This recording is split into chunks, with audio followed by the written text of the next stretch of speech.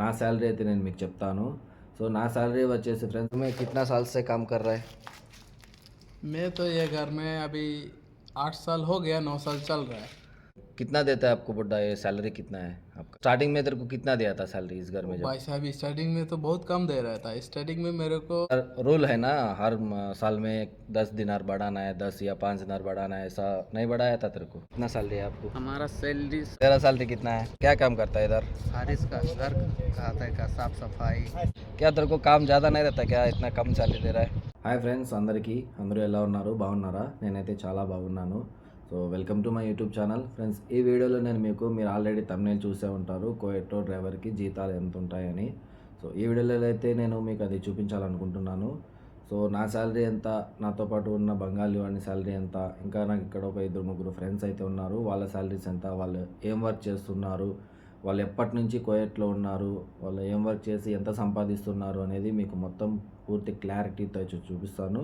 So వాళ్ళు చెప్పేటప్పుడు వాళ్ళ ఎంత శాలరీ ఉంటుందో అది మన ఇండియన్ మనీకి కన్వర్ట్ చేసి ఎంత అవుతుందో మీకు పక్కన ఒక స్క్రీన్ షాట్ కూడా క్యాలిక్యులేట్ చేసి మీకు చూపిస్తాను.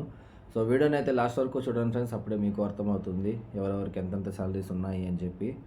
కొన్ని సంవత్సరాల నుంచి చేస్తూ కూడా ఇక్కడ తక్కువ శాలరీకి చేసే వాళ్ళు కూడా చాలామంది ఉన్నారు, వాళ్ళ ఫ్యామిలీ కోసం మాత్రమే పాపం. సో వీడియోని అయితే లాస్ట్ వరకు చూడండి. అలాగే ఫ్రెండ్స్, వీడియో స్టార్ట్ చేసే ముందు నాది ఒక చిన్న రిక్వెస్ట్, మీలో ఎవరైనా ఫస్ట్ టైం నా ఛానల్ని చూస్తున్నట్లయితే ప్లీజ్ ఛానల్ని సబ్స్క్రైబ్ చేసుకొని వీడియోకి లైక్ చేసి నన్ను సపోర్ట్ చేయండి ఫ్రెండ్స్. నేను ఇంకా మంచి మంచి వీడియోస్ కోయట్లో డ్రైవర్ లైఫ్ అంటే ఎలా ఉంటుందో, మాకు ఎలాంటి వర్క్స్ వీళ్ళు చేపిస్తారో అనేది నేను డైలీ అప్డేట్ అయితే చేస్తుంటాను. So please subscribe to my channel.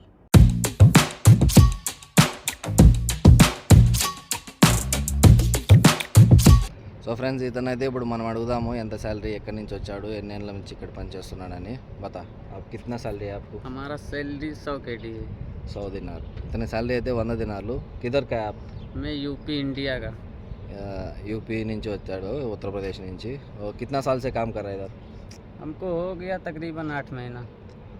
Just ఒక 8 నెలలు అయితే అయింది ఫ్రెండ్స్, కొత్తగా అయితే వచ్చాడు, సేమ్ నామాది. సో ఇతని శాలరీ అయితే 100 దినార్లు, ఉత్తరప్రదేశ్ నుంచి వచ్చాడు. క్యా కామ్ కర్తా है इधर? హౌస్ డ్రైవింగ్, సేమ్ అలాగే డ్రైవింగ్ వర్క్ అయితే చేస్తాడు అతనే. ఇక్కడైతే ఇంకొక ఫ్రెండ్ అయితే ఉన్నాడు నాకు, సో అతన్ని కూడా ఇప్పుడు అడిగి చూస్తాను. బతా తేరా శాలరీ కిतना है? 90 KD। 90 KD అయితే ఇస్తున్నారు ఫ్రెండ్స్, 90 దినార్లు. క్యా కామ్ కర్తా है इधर?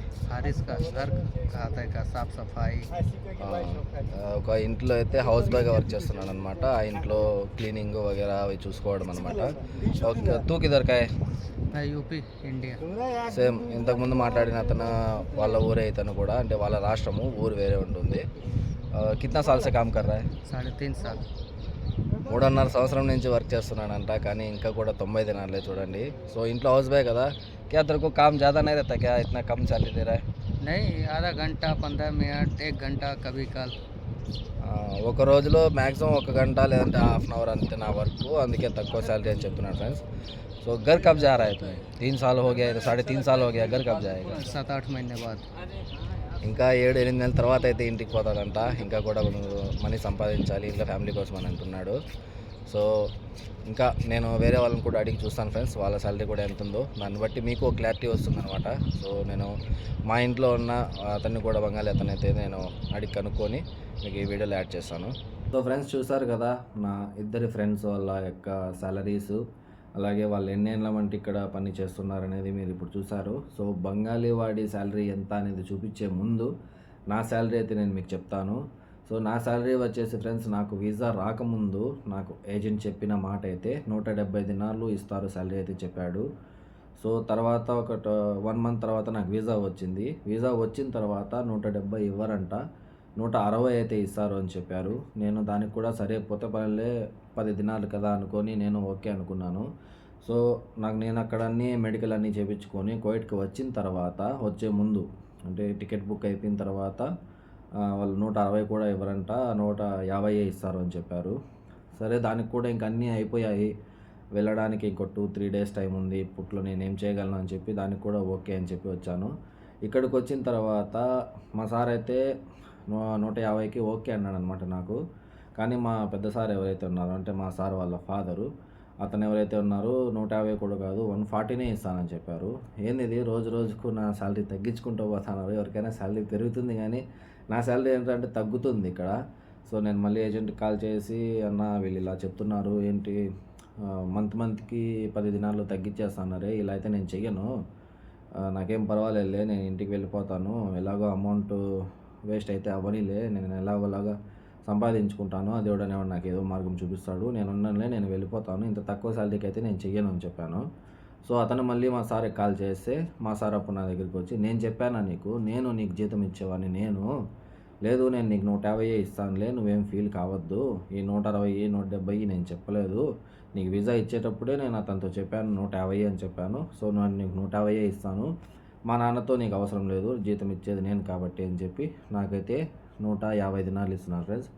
సో ఈ 150 దినాలకి మన ఇండియన్ మనీ ఎంత అవుతుందో ఇక్కడ స్క్రీన్ షాట్ అయితే వేసాను చూడండి, అది కూడా నేను ఈరోజు ఎంత రేట్ ఉందో అందరితో అయితే స్క్రీన్ షాట్ వేస్తాను, దాన్ని చూడండి. సో ఇంకా మా బంగాళీ వన్ దగ్గరికి పోతే మేము ముగ్గురము, అంటే నేను ఒక్కడిని, ఇంతకుముందు మీరు చూసారు కదా మా ఫ్రెండ్స్ ఇద్దరు, మేము ముగ్గురము సంపాదించే దానిపైన ఇంకా ఎక్కువే సంపాదిస్తున్నాడు. అది తన వెంటే తన నోటి నుండి చెప్పిస్తాను నేను, ఒకవేళ చెప్పకంటే తను నాకు తెలిసి మ్యాక్సిమం ఈ ఇంట్లో ఎంత సంపాదిస్తున్నాడో చెప్తాడంతే, అవుట్ సైడ్ కూడా ఎంత సంపాదిస్తున్నాడో, అవుట్ సైడ్ అంటే అక్కడక్కడ వాడు ఇక్కడ చాలా ఇయర్స్ నుంచి వర్క్ చేస్తున్నాడు ఫ్రెండ్స్, సుమారు ఒక 10 years నుంచి అయితే వర్క్ చేస్తున్నాడు.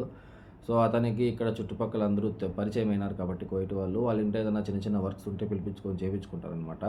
సో అలా అయితే కొంచెం మనీ ఎర్న్ చేసుకుంటున్నాడు. అతను ఒకవేళ చెప్పకపోయినా, అతని వీడియో నేను తీసేటప్పుడు చెప్పకపోయినా కూడా, సో దాని తర్వాత అయితే నేను ఎక్స్ప్లెయిన్ చేస్తాను మీకు. సో వీడియోని అయితే చూస్తున్నాను ఫ్రెండ్స్. సో ఫ్రెండ్స్ ఇప్పుడైతే మనం మన బంగాళీ వాడిని అయితే అడుగుదాం, అతను ఎన్ని రోజుల నుంచి ఇక్కడ వర్క్ చేస్తున్నాడు, ఎంత సంపాదిస్తున్నాడు అనేది, అలాగే బయట వర్క్ చేసి ఎంత సంపాదిస్తున్నాడు అది మ్యాక్సిమం చెప్పడు, కానీ నేనైతే అడిగి చూస్తాను, ఒకవేళ చెప్పకంటే నేను మీకు ఎక్స్ప్లెయిన్ చేస్తాను, మీరైతే చూస్తూ ఉండండి. అతను అక్కడ పక్కన ఇంట్లో ఉన్నాడనమాట. సో నేనైతే అక్కడికి వెళ్ళి అతన్ని అడిగి చూస్తాను.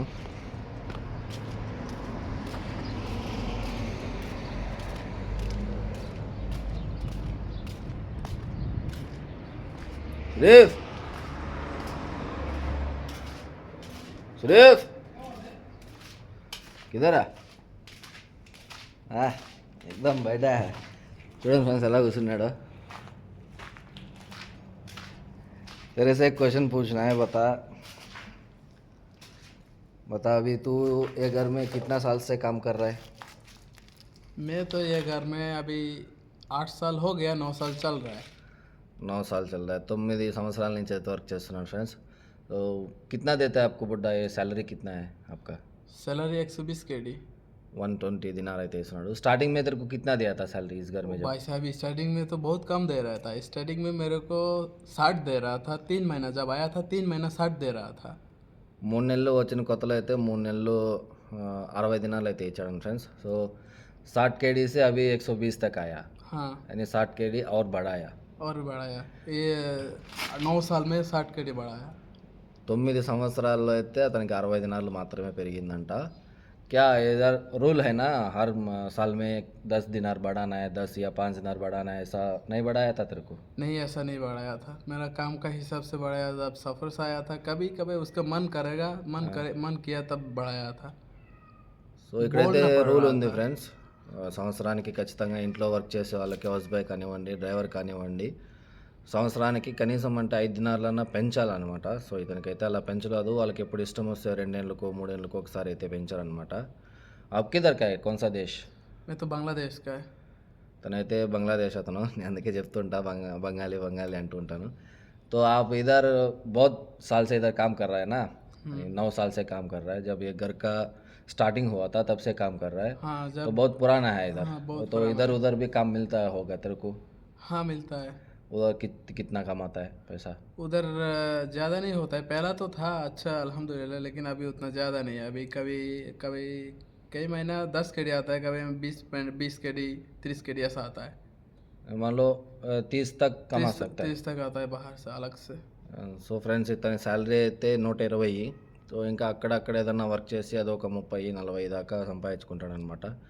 तो 9 साल हो गया, अभी इतना इधर बहुत सैलरी कम है, अभी इधर क्यों कर रहा है? बाहर जाना चाहिए था तेरे को.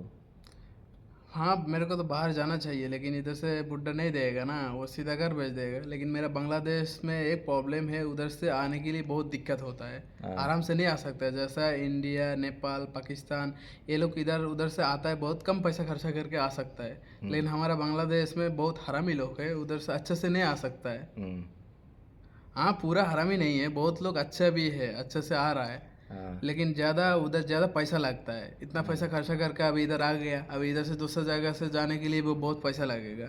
इस वजह से नहीं आ पा रहा हूँ।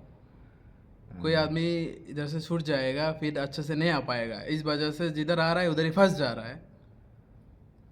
సో అతనైతే ఇంట్లో నుంచి నేను మారేదానికి అడిగితే బాబా పంపించాడు కదా, సో ఇక్కడే వర్క్ చేయమంటాడు, లేదంటే ఇంటికి పంపించేస్తా అని చెప్తాడు. ఇంటికి పంపించేసి నేను మళ్ళీ రాలేను, ఎందుకంటే మా బంగ్లాదేశ్లో మీ ఇండియాలో ఉన్నంత ఇది ఉండదన్నమాట, ఫ్రీడమ్ అనేది కానీ గవర్నమెంట్ సిస్టమ్ కానీ అంత బాగోదు. అందరూ దొంగనా కొడుకులు ఉంటారు, డబ్బులు కొట్టేసే వాళ్ళే కానీ మాకు హెల్ప్ చేసే వాళ్ళు ఎవరు లేరు. మీ గవర్నమెంట్ లాగా మా గవర్నమెంట్ ఉంటే మేము ఇంకా బాగుండేవాళ్ళం అని అయితే చెప్తున్నాడు. సో ఇంకొక క్వశ్చన్ అయితే లాస్ట్ క్వశ్చన్ అతన్ని అడుగుతాను, చూడండి. సో ఫ్రెండ్స్, ఇతనైతే నేను లొకేషన్ చేంజ్ చేశాను అనమాట అక్కడ, ఎందుకంటే ఆ లైటింగ్స్ పడి ఇతనైతే సరిగ్గా కనిపించడం లేదు. సో అబు బతా तेरे को कोविड के अंदर बांग्लादेश से इधर आने के लिए कितना पैसा खर्चा किया तू? 4.5 लाख 4 లక్షలంట 9 वो भी సంవత్సరాల ముందు 2017 में। 2017లో అయితే 4.5 లక్ష ఖర్చు పెట్టుకొని ఇక్కడికి వచ్చాడంట. अगर अभी 2026 में आना है तो कितना खर्चा होगा? 6 लाख तो होगा, 6 लाख के ऊपर जाएगा। 6 లక్షల కంటే ఇంకా वो भी ఎక్కువ घर అవుతుంది में, ఫ్రెండ్స్. बाहर में नहीं। अगर बाहर आना है तो बाहर का बाहर आने तो 12 लाख 13 लाख ऐसा खर्चा होता है। ఒక ఇంట్లో వర్క్ చేయడానికి ఇప్పుడు 2026లో రావాలంటే వీళ్ళకు 8 లక్షల దాకా అవుతుందంట, అది ఇంట్లో. బయట ఏదైనా వర్క్ చేసుకోవడానికి అవుట్ సైడ్ అకామాతో రావాలనుకుంటే 12-13 లక్షల వరకు వస్తుందని చెప్తున్నాడు. क्या तेरा उधर सिस्टम अच्छा नहीं है क्या? सिस्टम अच्छा नहीं, सिस्टम का प्रॉब्लम है। जो लोग एजेंट है वो लोग ज़्यादा पैसा खा लेता है, और एजेंट से जो आदमी लेता है मेरे को ले आने के लिए वो भी पैसा खाता है। प्रॉब्लम ये है, पैसा ज़्यादा खा लेता है। మాకు ఎవరైతే వీసా ఇస్తారో వాళ్ళు డబ్బులు తినే వాళ్ళు కానీ మాకు ఒక మంచి ఇల్లు అయితే చూపించరు, ఇక్కడ వర్క్ అనేది ఎక్కువ ఉండదన్నమాట.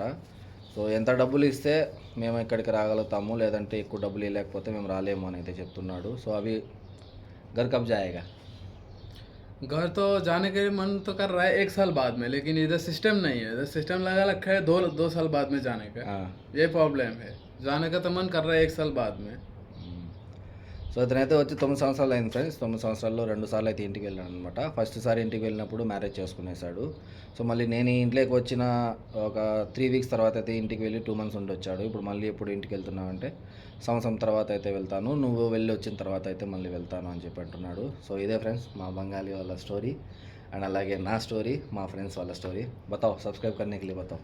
उसका चैनल को थोड़ा सब्सक्राइब कर दो, फॉलो कर दो, लाइक कमेंट कर दो। अगर मेरा लाइफ कैसा गया और कैसा मैं बताया, अगर अच्छा लगेगा तो प्लीज़ कमेंट पे उसको पूछो, मैं रिप्लाई करेगा।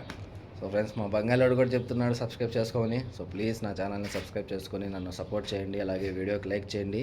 నేను ఇంకా ఇలాగే మంచి మంచి వీడియోస్ చేస్తూ మిమ్మల్ని ఎంటర్టైన్ చేస్తుంటాను. అలాగే కువైట్లో డ్రైవర్ లైఫ్ అంటే ఎలా ఉంటుంది మీకు డైలీ అప్డేట్ అయితే ఇస్తుంటాను. Okay, bye friends.